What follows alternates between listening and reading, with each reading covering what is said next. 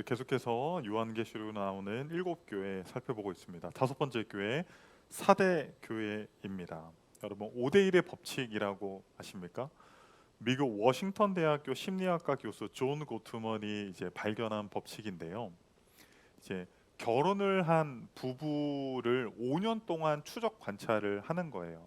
그런데 5대1의 법칙이 뭐냐면요. 그 부부 간의 대화 안에서 비난이 오고 칭찬이 1인 부부는요, 전부 다 불행한 결혼 생활을 한다는 거예요. 이혼을 하거나 결혼 생활을 유지해도 불행한 결혼 생활을 한다라는 거예요.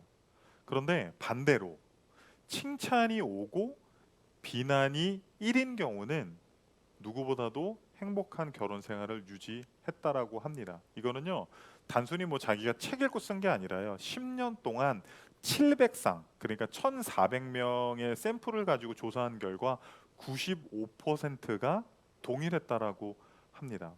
여러분들은 좀 어떠세요? 여러분들 여기 부부 많이 계시는데 여러분들의 대화는 좀 어떠세요? 주로 이제 부부간의 책망은 누가 좀 많이 해요? 네? 남자가 많이 해요? 여자가 많이 해요? 제가 어제 어떤 한 영상을 봤는데 어떤 연예인 부부가 기독교 채널 새롭게 하소서 그런 데 나왔더라고요. 근데 이제 둘 다 나이가 어느 정도 있는 상태에서 결혼을 하다 보니까 이렇게 말을 원색적으로 하지 않고 그래도 말을 좀 이쁘게 하더라고요. 그래서 이제 아내가 그 남편이 뭐 물건을 보면 전부 다 이렇게 늘어놓는데요. 자기 방에다가. 그래서 그 자매님이 그랬대요. 남편은 물건을 이렇게 다 늘어놓는구나 이렇게 말을 했대요. 아, 이렇게 다 늘어놓는구나 이렇게 얘기를 했대요. 그런데 그 남편이 좀 센스가 있어요. 그 말을 알아듣고 또 이렇게 잘 대처를 했다라고 합니다. 근데 남편도요, 말을 똑같이 한대요. 화장실에서 나왔는데 아내가 이제 아내한테 이렇게 얘기했대요. 너는 수건을 쓰고 이렇게 뭉쳐 놓는구나. 아, 수건을 쓰면 쓸 수 없으면 뭐 이렇게 그 세탁물 놓는 데 놓거나 이제 물만 닦았으면 이렇게 딱 펴가지고 이렇게 걸어놔야 되잖아요. 아, 너는 수건을 쓰고 이렇게 뭉쳐 놓는구나. 나는 물건도 다 펴놓고 수건도 펴놓거든. 이제 그렇게 대화를 한대요. 근데 약간 자칫 그게 신혼 때는 괜찮은데 한 5년 10년 지나면 좀 비아냥으로, 아, 니는 인생이 그래서 그렇게 사는구나. 이렇게 약간 뭔가 살짝 제가 그런 생각을 하게 됐는데, 사실 뭐 제 아내는 조금 이제 뭐랄까 책망하는 스타일은 아니에요. 제 아내는 어떤 스타일이냐면 혼잣말하는 스타일이에요. 다 들리게. 오늘 쓰레기 버려야 되고 재활용이랑, 그리고 이제 오늘 내일은 마트 못 가니까 오늘 꼭 가야 되고, 꼭 오늘 아니면 안 되고, 혼잣말을 계속해요. 다 들리게. 그게 저보고 하라는 거예요. 그거를 너가 해야 된다, 그 얘기를 하는 거예요. 근데 사실은 저는 한편으로는 감사해요. 왜냐면 막 무섭게 재활용 버려, 씨, 막 마트 오늘 안 가면 일주일 동안 먹을 게 없어, 애 굶길 거야, 막 이렇게 얘기하는 게 아니라 책망하기보다는 그렇게 이제 혼잣말하는 아내가 때로는 귀엽기도 하고 때로는 힘들기도 해요. 다 들리게 얘기를 하니까. 5대1의 법칙, 여러분들은 어떻습니까? 아예 싫은 소리 안 할 수 없잖아요, 남편에게. 그렇지만 우리가 서로가 서로를 이야기할 때는요, 칭찬의 비율이 5, 책망을 할 것이 있다면 한 1의 비율로 하는 저와 여러분이 됐으면 좋겠어요. 그런데 여러분, 오늘 주님께서는요, 사대 교회에게 말씀하실 때 비율이 어떤 줄 아세요? 5대 1이 아니라요, 5대 빵이에요. 아니, 정확히 말하면 10대 빵이에요. 예, 한번 왜 그런지 오늘 말씀을 통해서 한번 살펴보도록 하겠습니다. 이 사대라고 하는 지역은요, 굉장히 작은 도시였음에도 불구하고 교통의 중심지였기 때문에 굉장히 상업, 뭐 수공업 이런 것들이 발달한 굉장히 부자 도시였습니다. 무엇보다도요, 이 사대 도시에는요, 그 가운데를 지르는요 한 강이 있었는데요. 그 강이 어떤 강이냐면 헥톨루스라고 하는 강이에요. 그런데 여러분, 그 강에서는요, 사금을 채취할 수 있어요. 이런 뜰채 있잖아요. 뜰채 같은 걸로 강물에 들어가서 막 이렇게 여러 번 이렇게 하잖아요. 그러면 그 안에 모래도 있고 돌도 있지만 그 안에서 금을 채취할 수 있었는데 그 양이 어마어마했다라고 합니다. 한때는요 4대 왕이 이 소아시아 지역 전체에서 가장 부유한 왕이었을 정도로 그 사금을 채취하는 양이 어마어마했다라고 합니다. 그러니까 이 사대는요 굉장히 작은 도시였지만 굉장히 부유한 도시였다라는 거예요. 심지어요 이 도시는 BC 6세기에는요 루디아 왕국 시절에는요 수도 역할을 했는데 단순히 부자 도시였기 때문에 아니라 이 도시는요 삼면이 암벽으로 되어 있어요. 암벽으로. 그러니까 외세 공격으로 난공불락의 요소로서 외세 공격으로도 굉장히 안전한 도시였다라는 겁니다. 이들 역시도 다른 도시와 마찬가지로 이방신을 섬기고 있었는데요. 그들은 키벨레라고 하는 여신을 숭배하고 있었는데 여러분 혹시 기억하십니까? 에베소 도시가 누구를 섬겼죠? 아데미 여신을 섬겼죠. 이게 이름만 다르지 똑같은 여신이었습니다. 그러나 이 사대는 로마 제국 시절에 그렇게 각광받는 도시는 아니었어요. 그래서 뭐 로마 황제를 섬기는 신전이나 그런 것들은 이곳에 없었다고 합니다. 이곳에 교회가 세워진 경위는요 성경에는 기록되어 있지는 않지만 우리가 쉽게 유추할 수 있는 것은 사도 바울이 소아시아 지역을 방문했을 때 사대 역시도 방문해서 복음을 전했을 경우가 한 가지 있고요. 그 다음에는 사도 바울이 뭐 에베소라든가 인근 도시에 방문했을 때 사대에 있는 사람들이 그 도시를 갔다가 복음을 듣고 돌아와서 교회를 세웠을 가능성을 우리는 충분히 유추할 수 있습니다.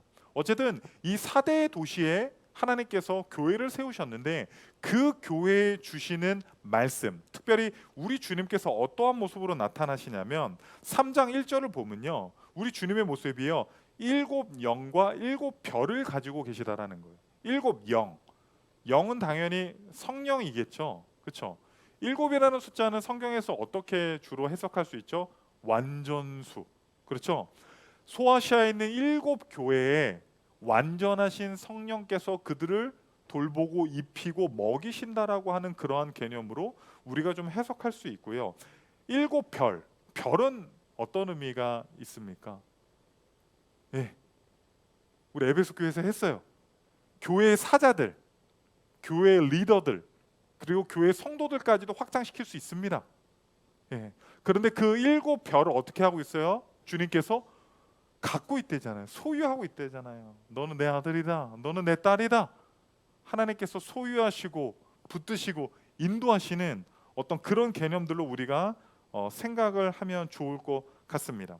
그 일곱 영과 일곱 별을 가지고 계신 주님께서 이 사대 교회에게 하시는 말씀. 우리 일곱 교회는 총 4개로 살펴본다고 했죠. 첫 번째는 칭찬, 두 번째는 책망, 세 번째는 권면, 네 번째는 하나님이 주실 상급입니다. 자, 칭찬 띄워주십시오. 방송실 칭찬.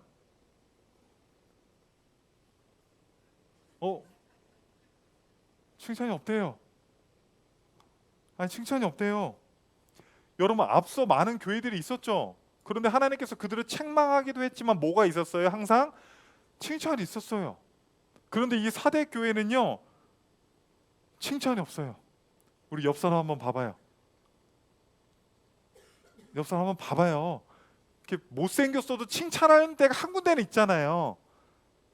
그렇게 이쁘진 않아도 그래도 눈, 코, 입은 그냥 그래도 귀가 이쁜 사람도 있을 수 있고 피부가 좋은 사람이 있을 수도 있고 아니 뭐 그런 얘기도 많이 해요. 뭐 신앙생활하면서 그렇게 오랫동안 교회 나오면서도 왜 저 사람은 뭐 신앙생활을 저렇게 하는지 막 그렇게 이제 막 한탄하시는 분들이 있어요. 그런데 제가 그분에게 항상 이런 얘기를 합니다. 그래도 교회 나오잖아. 대단한 거예요. 그래도 교회 나오잖아요. 칭찬할 만한 게 하나라도 있다라는 거예요. 그런데 지금 주님께서 사대 교회에게 지금 뭐라고 말씀하시는 거예요? 칭찬할 게 없어요. 칭찬할 게 없어요. 여러분 이게 다른 교회 얘기니까 여러분 이렇게 웃으면서 들으시지만 오늘 주님께서 우리의 가정에 나타나셔서 아니면 우리 교회에 나타나셔서 우리에게 말씀하시는데 칭찬은 아무것도 없어요. 전부 다 그냥 책망만 해요. 그럼 여러분 어떻게 하실 거예요? 아니 뭐 주님이라고 하지 말고 그냥 제가 그냥 짊어질게요. 제가 그냥 여러분에게 맨날 책망만 해요. 그냥 나름 열심히 섬겼는데 헌신했는데 그래도 교회를 사랑하고 교회를 세워가는데 헌신했는데 맨날 목사님이 책망만 해. 그럼 여러분 드림교회 계속 나올 거예요? 그래도? 그러면 책망하고 내가 아 누가 나오겠어요? 누가? 아유 우리 목사님은 맨날 혼만 내. 그냥 저기 칭찬하는 칭찬교회로 다 옮기지. 그런데 주님께서는 이 사대교회에게 엄청난 이 상처 아니에요? 다른 교회들은 책망도 했지만 그래도 칭찬했잖아요. 근데 우리 교회는 그냥 칭찬 한마디 없이 책망만 하시는 거 너무하는 거 아닙니까? 그런데 저는 C.S. 루이스의 말을 통해서 주님께서 왜 칭찬하지 않으셨는지 우리가 한번 살펴보기를 바랍니다. 고양이는 자신을 수술하라는 자에게 으르렁거리고 할 수만 있다면 그를 물어뜯을 것이다. 진짜 문제는 고양이의 수술자가 수의사냐 아니면 생체 해부학자냐 하는 질문이다. 내가 나 자신의 고통을 생각할 때 나는 신이 수의사임을 믿을 수 있다. 할렐루야. 할렐루야. 고양이에게 뭐 종양 같은 게 있다고 생각하고 암 같은 종양이 있다고 생각해 봅시다. 이것을 수술하지 않으면 고양이가 살 수가 없어요. 그런데 의사가 고양이한테 아이 이쁘다. 너는 막 참 생긴 것도 이쁘고 목소리도 이쁘고 너는 아무 문제가 없다. 집으로 돌아가라. 그럼 그 고양이가 아무 문제가 없는 거예요? 엑스레이를 찍어보고 피 검사를 해보고 하니까 이거 당장에 수술하지 않으면 시급한 문제라고 판단을 하면 어떻게 해요? 고양이가 싫어해도 고양이를 묶고 주사도 맞추고 배도 가르고 털도 자르고 아프지만 그 수술을 해야 되는 것 아닙니까? 어쩌면 현대의 많은 그리스도인들이 위로와 칭찬을 바랄지는 모릅니다.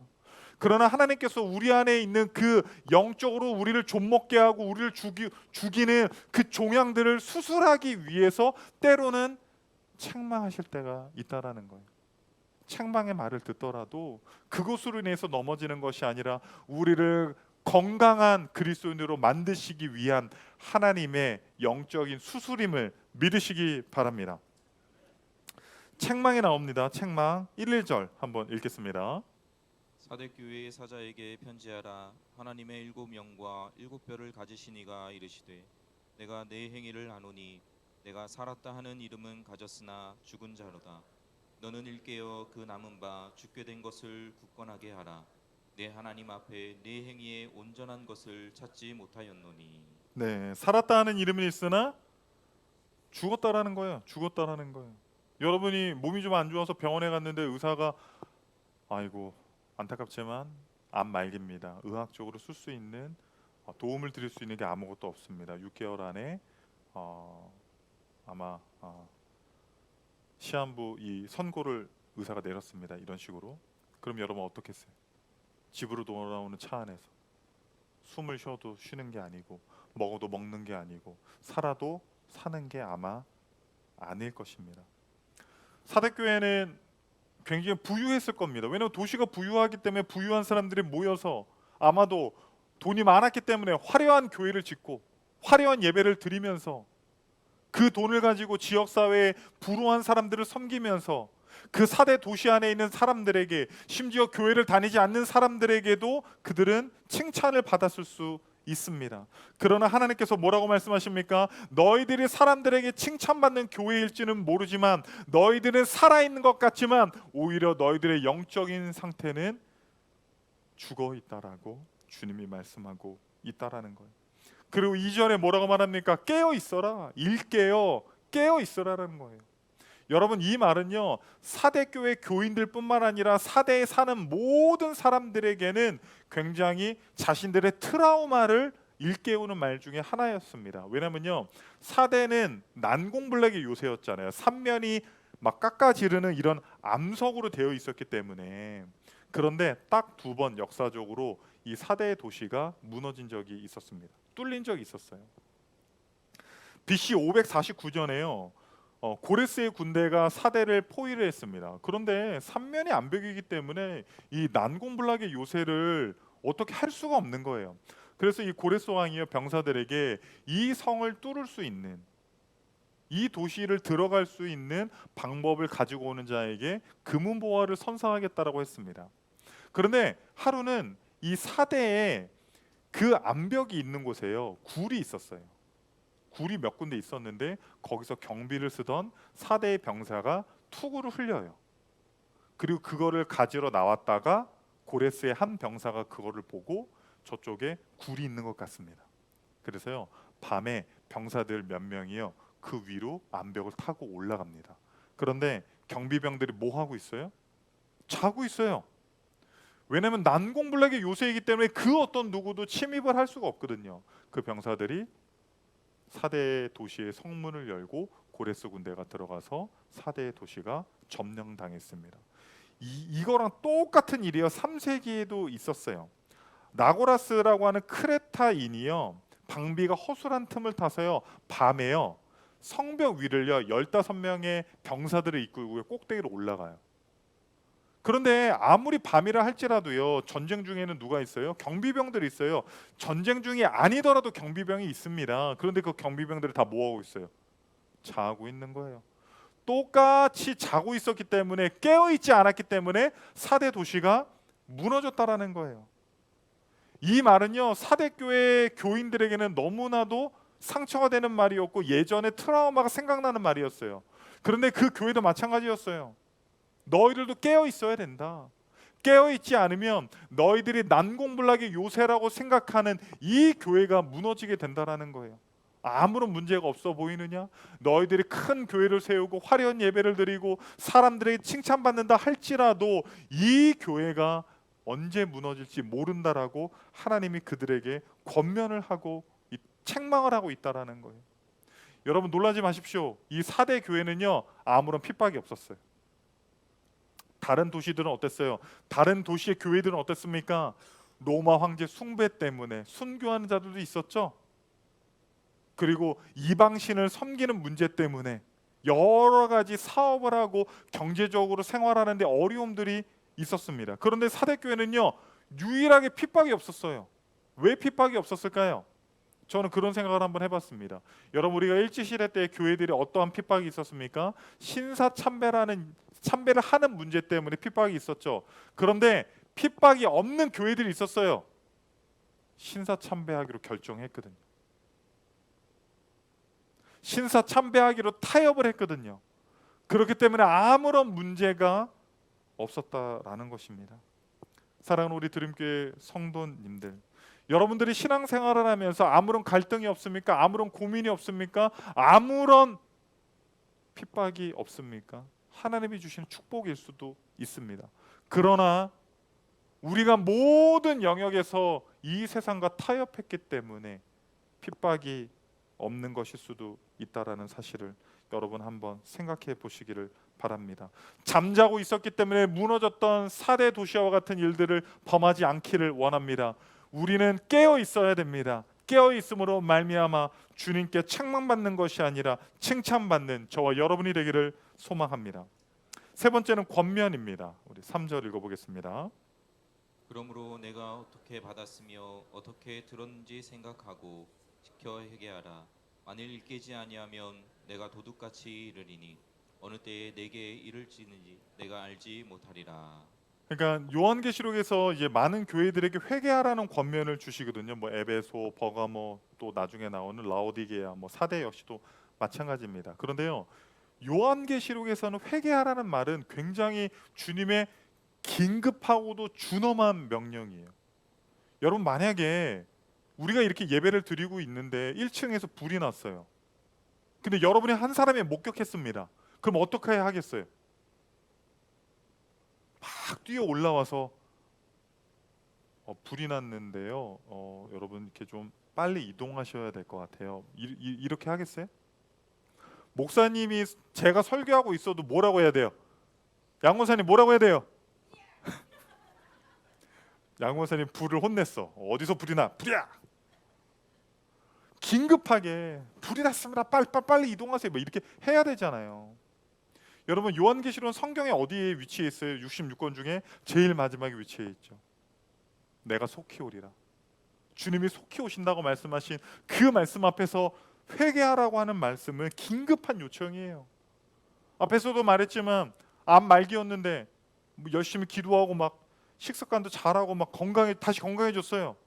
그래서 의사가 말합니다. 이제 건강해졌으니까 잘 주무시고 건강한 거 드시고 하면 건강하게 장수하실 수 있습니다. 그런데 막 오만방자해가지고 막 엽떡 먹고 막 불닭볶음면 먹고 짜고 매운 거 다 먹어서 몸이 안 좋아졌어요. 검진을 받으러 의사에게 갔습니다. 의사가 이야기합니다. 이렇게 식습관을 가지고 가시면 3개월 안에 병이 도져서 다시 죽게 됩니다. 긴급한 준엄한 지금 명령을 하고 있는 것 아닙니까?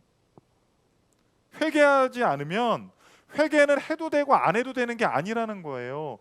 회개하지 않으면 주님께서 책망하는 것이 아니라 사대교회를 심판하시겠다라고 말하고 있다라는 겁니다. 여러분, 성경에서 회개하면 생각나는 인물 누가 있어요? 탕자가 있어요. 탕자, 유명한 사람. 아버지를 떠났을 때는 사는 게 아니었어요. 그런데 그가 아버지께로 돌아오자 하나님 아버지께서 그에게 모든 존귀한 신분들을 회복시켜 줬잖아요. 그렇게 자기 아들이 돌아왔을 때 아버지가 했던 말이 있어요. 한번 읽어보겠습니다. 누가복음 15장 24절 읽겠습니다. 이 내 아들은 죽었다가 다시 살아났으며 내가 잃었다가 다시 얻었노라 하니 그들이 즐거워하더라. 네, 죽었다가 내 아들이요 죽었다가 다시 살아났어요. 살았다 하는 이름은 있으나 죽은 자노라.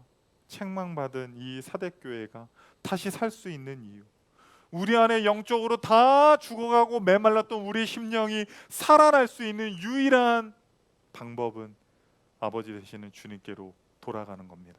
그렇다 하면 우리는 죽어간다 할지라도 주님께서 우리를 반드시 살리실 줄 믿으시기 바랍니다.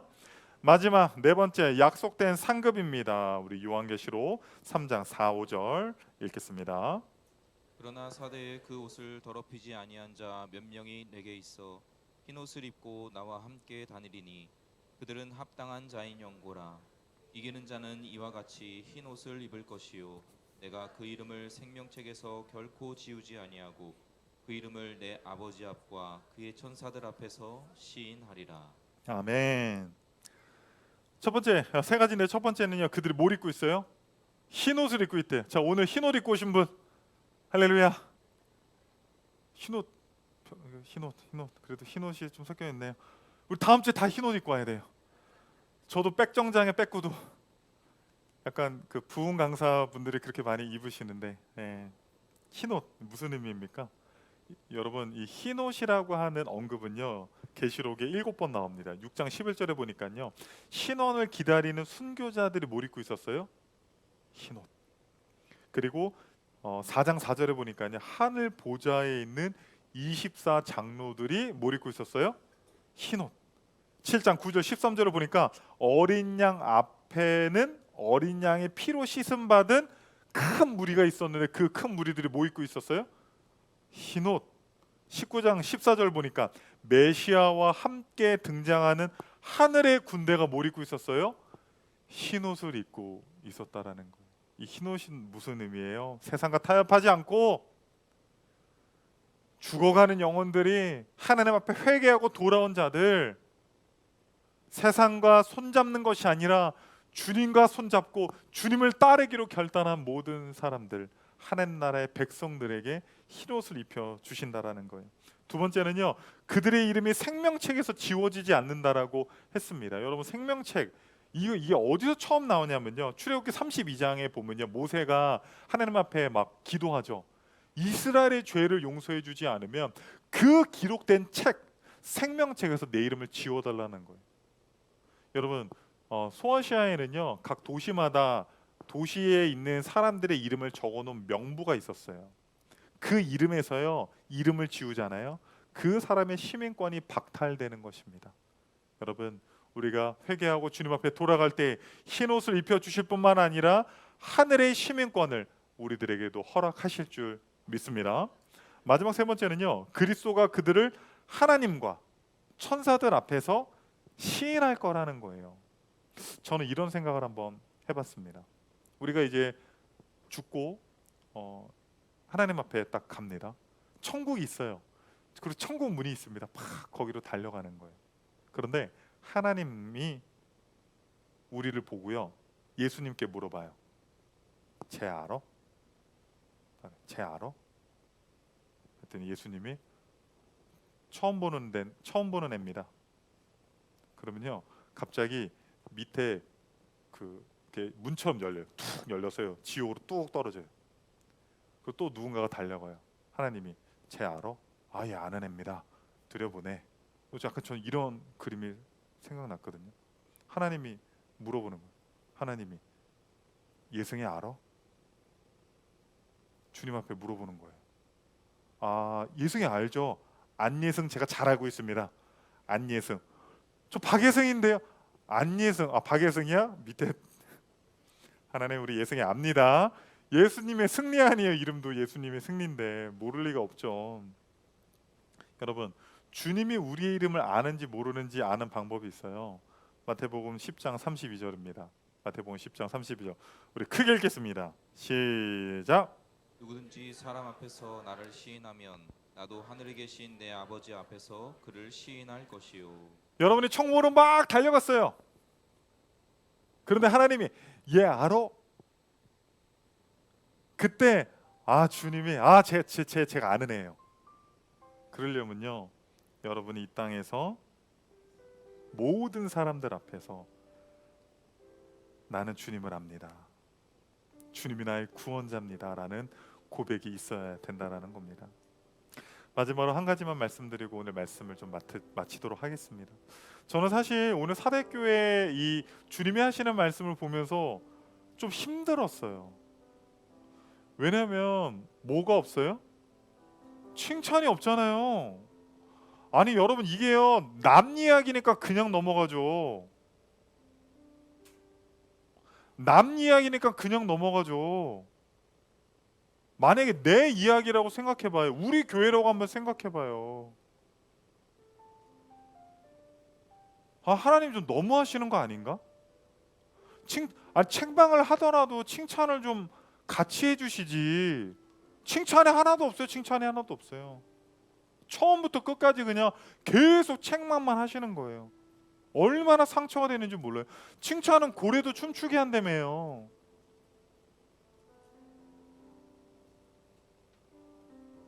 어떤 세계적인 금융회사를 설립한 사람이 그런 얘기를 했더라고요. 회사의 리더십들이요, 밑에 직원들을 비난하고 책망했을 때 그 직원들이 일을 잘하는 경우를 못 봤대요. 항상 칭찬하고 위로하고 막 힘을 줄 때 오히려 중직의 역할도 감당하는 걸 봤다라는 거예요. 그런데 왜 우리 하나님은 우리에게 이렇게 말씀하시는가? 사실 저는요, 한편으로 상처도 됐어요. 여러분, 이게요, 남 얘기면 상처가 안 돼요. 그런데 정말 이 말씀이 우리에게 주시는 말씀 아니에요? 다른 교회에게 주시는 말씀입니까? 저는 이 말씀은 우리 드림교회에게 주시는 말씀이라고 생각하고, 저에게 주시는 말씀이라고 생각하고, 여러분에게 주시는 말씀이라고 생각해요. 상처가 됐다고요. 상처가. 하나님, 제가 이렇게 섬기기도 하고 이렇게 희생하기도 하고 이렇게도 하고 저렇게도 했는데 왜 하나님 저에게 칭찬 한마디 없으십니까? 너무한 거 아닙니까? 이런 생각이 제 안에 들었다라는 거예요. 그런데 제가 이런 고민을 하던 중 한 신앙의 에세이를 봤는데 이런 글이 있었어요. 하나님은 인간에게 힘보다 생명을 더 주고 싶어 하시기 때문입니다. 생명을 위해서는 힘을 주는 것보다 방향을 바로 잡아주는 게 더 중요합니다. 아무리 힘이 있어도 잘못된 길로 가면 생명을 잃기 때문입니다. 여러분, 제가 여러분들에게 좋은 말 할 때 여러분들이 좋아한다라는 거 제가 잘 알아요. 위로의 말들, 칭찬의 말들, 축복의 말들을 할 때 여러분들이 더 신나하고 여러분들이 더 신앙생활도 잘하고 막 더 열심히 하려고 한다라는 거 저도 너무나도 잘 알아요. 그 법칙에 대해서. 그런데 어떤 사람들은 그 안에 그 사람을 죽음으로 이끄는 영적인 암세포들이 자라나고 있습니다. 조금 있으면 시한부에 이 고양이가 수술하지 않으면 죽어요. 그런데 그 고양이에게 이쁘다고 하고 괜찮다고 하고 수술을 시켜주지 않습니다. 그 고양이를 수술하려면 결박해야 돼요. 싫어하는 털도 깎아야 됩니다. 그 고양이가 아프겠죠. 마취할 때, 수술할 때 왜 아프지 않겠습니까? 그런데 그거를 하지 않으면 그 고양이가 죽기 때문이에요. 지금 어줍지 않은 위로, 축복의 말들이 우리들에게 필요했다면 하나님께서는 사대교회를 우리들에게 보여주시지 않았을 거라는 거.